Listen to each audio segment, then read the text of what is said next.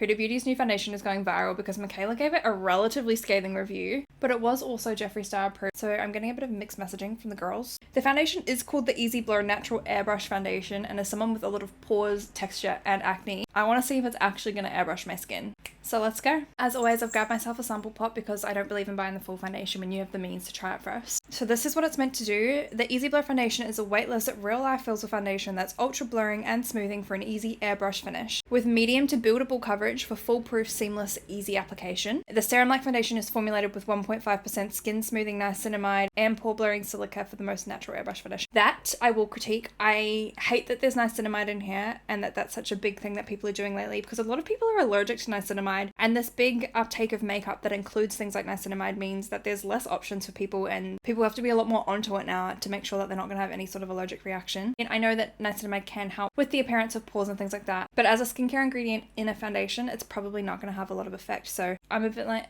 It's fragrance and alcohol free, non-comedogenic, love, lightweight, and melts on the skin. Okay, I love that. And it is a silicone-based foundation, which makes sense because anything that claims to be smoothing or airbrush is definitely silica-based. I'm going to start by prepping my skin. I want to go super hydrating as always. I'm going to use the Rhode Glazing Milk. And then I'm also using my Neutrogena Hydro Boost Moisturizer. This is the night cream version one. I love a thicker moisturizer, so I always go for that over a gel-like consistency. Okay, as far as my sample goes, I didn't even really check the colors. I just asked for a sample of the same shade that I am in her Faux Filter foundation because I saw the shade names and they all seem to be about the same. So I've grabbed the shade Cashew 140G. When I worked at Sephora, I will be honest, at least in the Faux Filter range, the shades were not the most ideal. She is someone that has a really wide range of shades from really light to really dark, which I love, but it was the tones of the colors, because the old foundation was really hard to color match because the tones are just really odd. But anyway, we're hoping for the best here. I might have gone a little bit light, but we can make it work. You can see I do have a little bit of texture, especially in this area around my nose and the cheek. And then obviously along my chin and my jawline, I've got a lot of acne. So it'd be interesting to see if it can cover, if it does smooth anything out at all. Actually, I quite like the consistency. It's not super runny, watery, but it's not really solid and thick either. I'll be completely honest with you guys. Did not like the Faux Filter foundation. I love Huda and I love a lot of her products, but that was just like not it for me. It's just the thickest, most full coverage foundation I've ever used or seen in my life, and not in a good way. Because it was so thick and heavy, I feel like it enhanced a lot of texture, so I'm really hoping this does the opposite. Let's get this show on the road. Start with this side. Yeah, I've gone a bit light. That's alright, we can make the colour work. Wait, that's cute. That means I've gained a little bit of a natural tan. And we'll blend it in with my Tennille J dome brush. I actually feel like that matches to my neck quite nicely.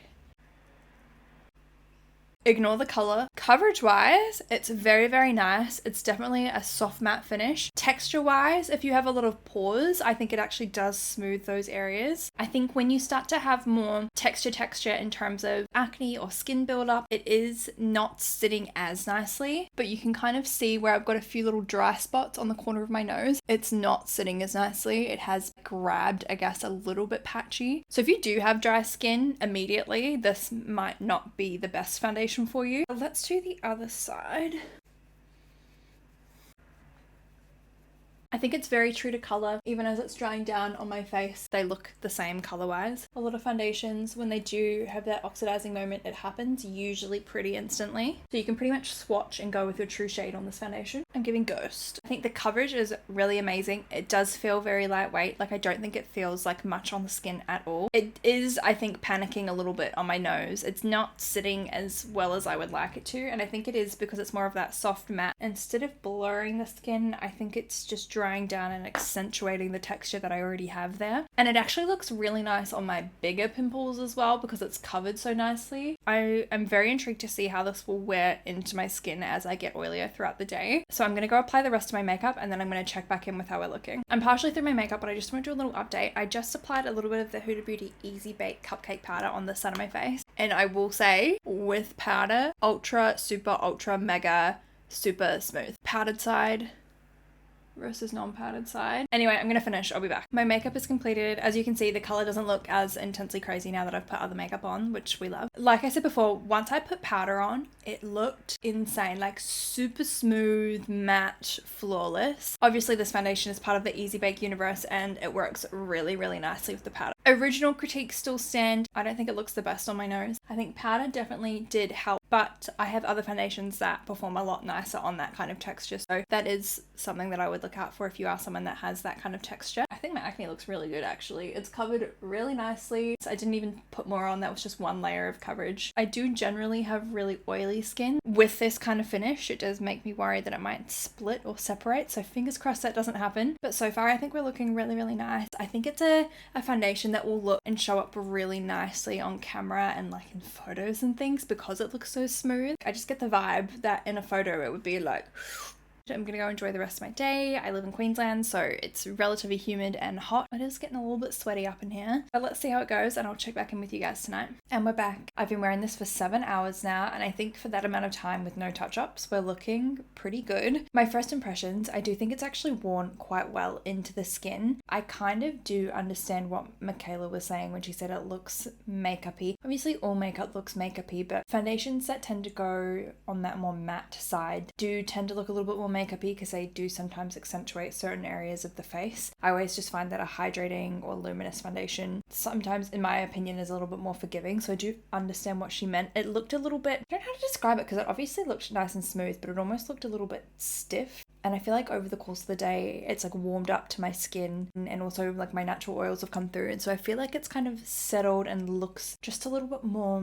natural almost. I obviously have a little bit of shine, but not a lot. Considering it's been 7 hours, I've had foundations that have got a lot more shiny than this throughout the day. I think the areas that look the best are definitely the areas where I don't have a lot of acne or super heavy texture. So like in my forehead looks really smooth, and then like this area right under my eyes. On my acne, I feel like it might have worn away just a little bit on this bottom chin area. Nothing crazy, like it's definitely still there, but I feel like there's a little bit more redness poking through than there was earlier. Over here, it still looks really nice. I still feel like, especially for a more textured area, that part of my skin looks really, really, really good. My nose I had problems with upon application, and honestly, it still looks the same. Hopefully you can see some of the product buildup that I get in the corner of my nose, and also it's not split. Like it's not like I've gotten oily or the foundation's had a reaction to something that I'm wearing and it's split. It's just not sitting nicely in that area like this. I'm just gonna, I think in that area it's actually accentuated a little bit more of the texture that I've got. I'm going to go in with a powder touch-up just to see how it looks once more powder is applied. I'm just going to use the Huda Beauty Easy Bake again.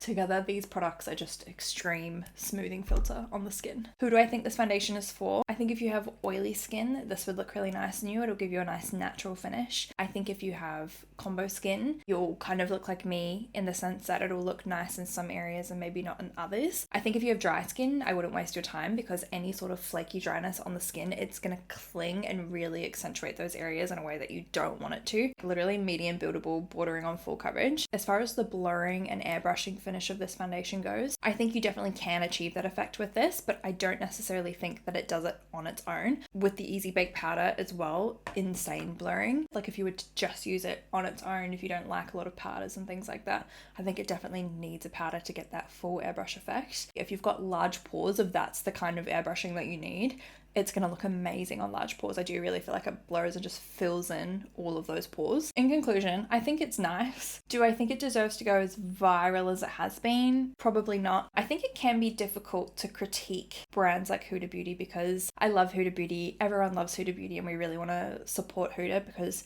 she stands for so many amazing things, but it doesn't necessarily mean that her product should be exempt from critique, especially critiques as a consumer that will help you make more informed purchases. That's just my take. I have no stakes in this. Overall, I think it's nice. I think there are people who will definitely love this foundation, and I think there's definitely people who this will not be for at all. In terms of Huda's foundation range, this is so significantly better than her original foundation. So this is a significant upgrade for me in terms of the Huda life cycle of makeup products. So I think it's a really good direction for the brand to move in. I'd love to hear from any of you guys that have tried it to see what your opinions were. I think that's it. Let me know what you think. Let me know what you want to see next. And I'll see you in the next one. Okay, bye.